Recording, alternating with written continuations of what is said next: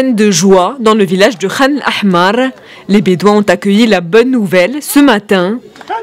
Peuple d'origine arabe, les Bédouins sont installés depuis des siècles dans le désert de Negev et résistent depuis un demi-siècle à la politique de colonisation israélienne.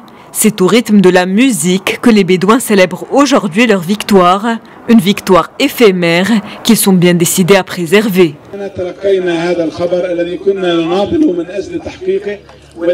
Nous voyons cette décision adoptée par le gouvernement qui nous occupe comme étant temporaire. Ce report est temporaire et nous comprenons ce qui est en train de se passer.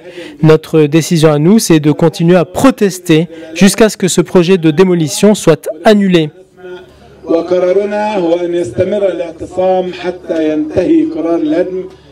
Selon Benyamin Netanyahou, la décision de suspendre le projet de démolition est motivée par la volonté de laisser une chance aux négociations et aux offres reçues des différentes parties ces derniers jours, un projet qui avait suscité la préoccupation de la communauté internationale.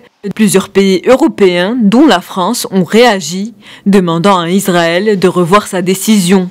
Mercredi dernier, le procureur de la Cour pénale internationale a averti Israël qu'une évacuation par la force constituerait un crime contre l'humanité.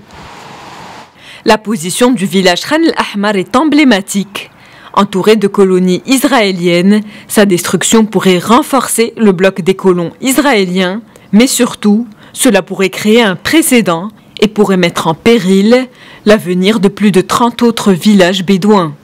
Déjà en 2013, le Parlement israélien avait approuvé le plan Power Begin, un plan qui prévoyait le déplacement de près de 40 000 Bédouins et la destruction de leur village.